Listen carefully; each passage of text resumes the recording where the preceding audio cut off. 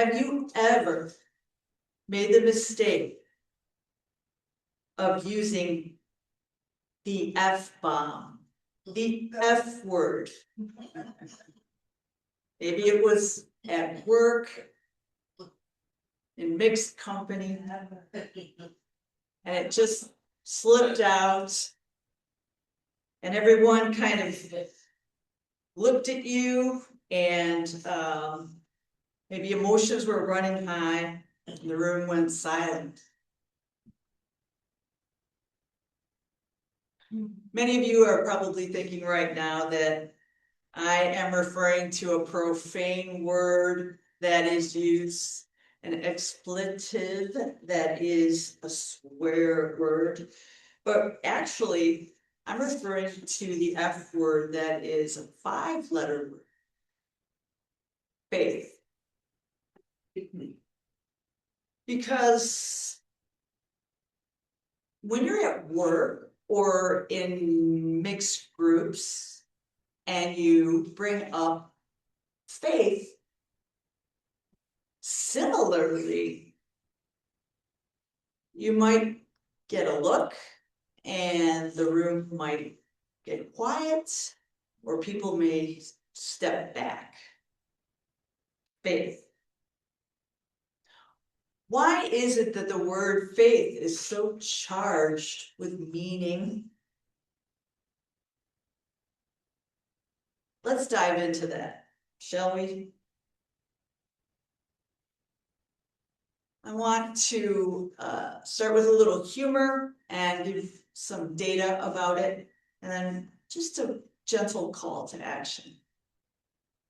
I'm not really great at telling jokes. In fact, I'm a failed stand-up comedian. So I won't tell any puns or joke, but I will tell a humorous story. I think that's safe. We'll see. So in Dubuque, Iowa, twin girls were born to a couple, and they were almost 40 years old, and they had been trying to have a child for over a decade. With the help of modern miracle of fertility, they finally gave birth, and it was to twin girls. So appropriately so, they named them Faith and Hope. So as they grew up, Hope was interested in nature. Hope liked to play outside in the mud and count her pennies, and she'd count stones and count the clouds. As it went, she went to college and double majored in science and mathematics and became a geometry teacher at the local high school. So Hope also then fell in love at the high school with another faculty member, the gym teacher, and they got married. The gym teacher happened to be a woman. Meanwhile, what happened to Faith? Well, when Faith was growing up, she really begged for piano lessons. She finally got them. And you know what? She was one of those kids that actually practiced. And she practiced and practiced and got so good that when she was old enough, she started playing at church. And it was there that a handsome young pastor joined the church, and they fell in love and got married. So as it is with twins, they can be competitive. The parents always dress them similarly or alike when they were very young, and then they grew apart as they got older as children. But the parents they didn't have any other family, so they wanted the children to stay close to them. So they bought 2 houses on the same block, and Faith and Hope lived in those houses. on the same block. So the girls decided to stay in that same small college town, and they lived in their own homes and on the same block. So at family parties, it was always interesting because the girls, now adults, would come with their spouses and their closest friends. And despite their differences, they had a good time. And the interesting part was that they didn't tease each other because one family was LGBTQ and the other was more mainstream. It was over faith. It was over religion, spirituality. They would clash on this topic, and you know how it goes. Things flare up and then they cool off, and they flare up and they cool off. But the girls were still fiercely competitive. So as it goes, Hope showed up at one of the family parties with a tattoo. And the tattoo was of a chemical, dopamine. The chemical symbol for dopamine, which is happiness. And so, not to be outdone, Faith was like, well, you think so she was thinking, do you think I'm just a church lady and I'm not cool? I'm gonna get a tattoo. I'm gonna get a bigger tattoo. So Faith went ahead and got a tattoo as well of Jesus with outstretched arms. And so they were both comparing their tattoos at a family party, and the joke was, see, this is my religion. And the other one says, yeah, see, this is my religion. And it was Jesus holding out his arms as, come to me, come with me, embrace me. And Faith would say, he's just saying, what's the matter with you? That's what his arms are showing. What's the matter? Why? So as the years went by, the girls kept at it, and they would have bitter feelings, and it would explode now and then and flare and fade. And then the bomb was dropped. Faith announced she was pregnant. Oh no, that figures, thought Hope. Hope started thinking, what could I do to match or beat that? Well, Hope already had a dog, so adding a dog and naming it wouldn't do it. So Hope thought, maybe we could adopt or have a baby. And like their parents, Hope used the modern miracle of fertility treatments and then announced one day, guess what? We're pregnant, not with one, but with two. So that was another bomb. Well, when it turns out that when Faith was going into labor and Hope came to the hospital with her partner, her wife, and their friends, Faith had just had their newborn son and announced his name. She named their baby by the grace of God, forcing her atheist sister and their friends to awkwardly whisper, oh, what a beautiful coincidence, every time they saw the child. Like her parents, getting pregnant and now being pregnant with twins, then Hope was at the hospital not long after that, and Faith and her husband, and of course Grace of God, went to the hospital, and Hope gave birth to twin boys. So when Faith was waiting for the name, Hope announced the newborn names were Logic and Reason. Unfortunately for them, Faith just smiled and said, oh, how beautiful. It is so wonderful that you have finally brought logic and reason into your lives.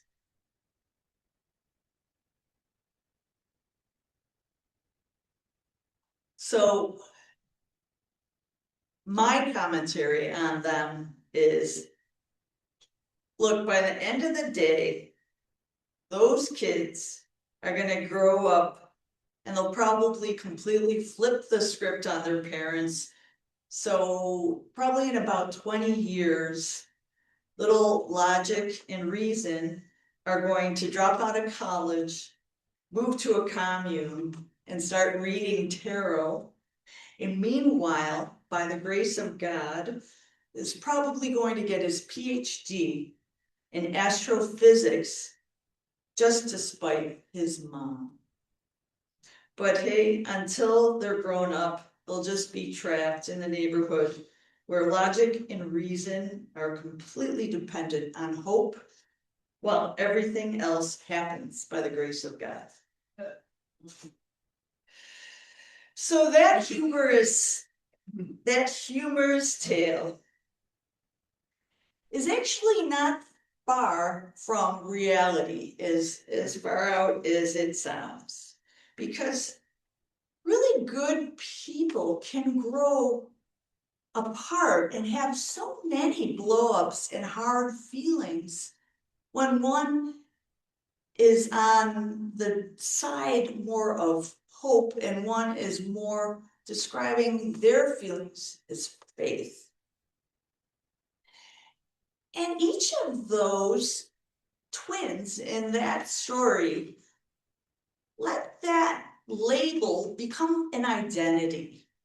And they lived every part of it, not just as themselves, but as a lens that they saw others through. They made judgments about others, and they judged how others were viewing them. So that can be a problem. I looked up the definition of both terms, and they are remarkably similar.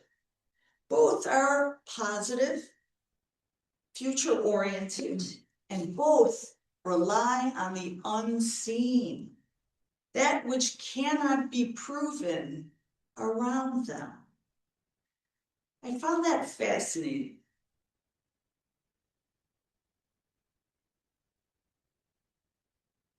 So I want the F word of faith to no longer be one that makes people cringe when it's brought up, or feel unsafe or like they're being judged. And for those of us, or yourself, or anyone who feels as if their identity with the word hope over faith, I don't want them to feel that they're being perceived as closed-minded about faith, and thereby judging those who are of a religious, spiritual belief. I think faith in particular needs a rebrand. So let's talk about the data. I was wondering about faith and why there's such strong reactions and feelings around it. So I went to the most recent statistics which include 3 places, the 2025 PRRI Census of American Religion in 2025, that was 40,000 people. That's combined with the 2023-2024 Pew Research Center study. And lastly, the 2025 Gallup Religious Engagement Poll. That's a lot, but I want you to know I did my research. So here's what I learned.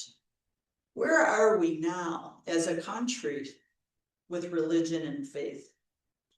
So about a third, a little bit under, 29%, call themselves nuns, and not N-U-N-S, but N-O-N-E-S, none, when asked, what's your religion or your faith? So that's agnostic or atheist or none. I don't have any, it's not important to me. And then 65% identified as Christian.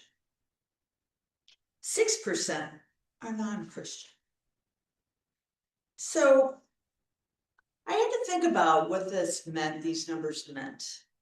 What struck me, as far as this topic goes, is that more than half of everybody, 58%, and this is another data point from those sources, felt that there is some to a great deal of conflict between religion and mainstream American culture. So I had to think about that there's a conflict between faith and religion and American culture. What does that mean? What it means is that people feel isolated, increasingly isolated, and that for those people, which is 58%, religion isn't helping them, faith isn't helping them. I found that fascinating. And it didn't matter if they were of a faith or none that answered.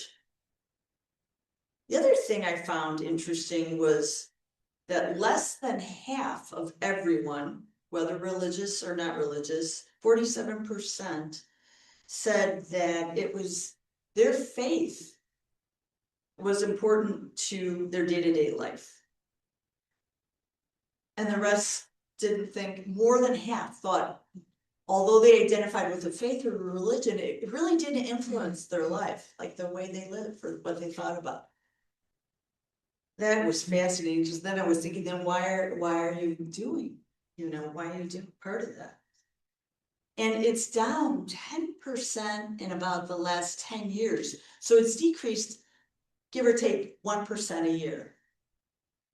So I thought if 71%, the majority identify as having a religious faith, why do less than half think it's important to their day-to-day life? The thing is, I don't have the answer. I don't know if anyone has the answer. You may have some thoughts, and I'd be interested to hear what they are. I do know that it seems clear to me that the F word, faith, needs a rebrand. It's definitely doesn't seem to be growing in popularity, especially if half don't think it affects their day-to-day life. So what's this mean to you? This means to you, in my opinion, something very easy. I'm not going to give you a big list. I'm just going to give you one little thing to think about doing. Think about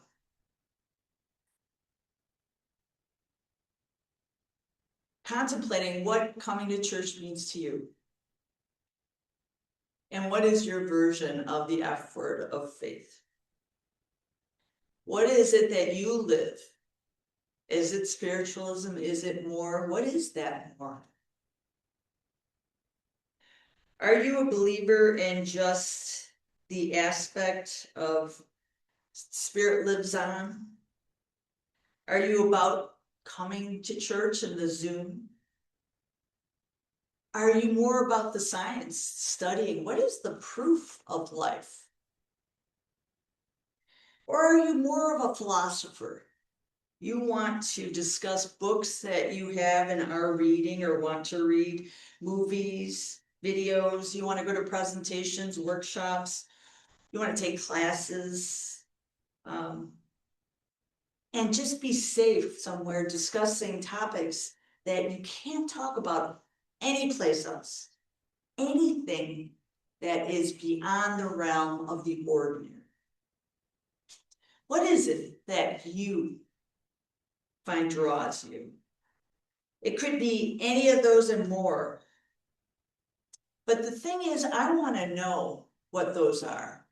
And I want you to talk to not only each other that are part of this, but I want you to bring it up out there in the bigger world. Because if you talk about what others believe in, what you believe in, with an open mind and heart, I think that the nuns, N-U-N-S and N-O-N-E-S, and you can all find common ground and feel safe discussing something so important as our meaning and what happens and why it happens and what will happen to us and everyone in our life. So coming together, I think that we can work out that faith and hope are more the same. They're not as much fraternal as they are identical, and they're twinning.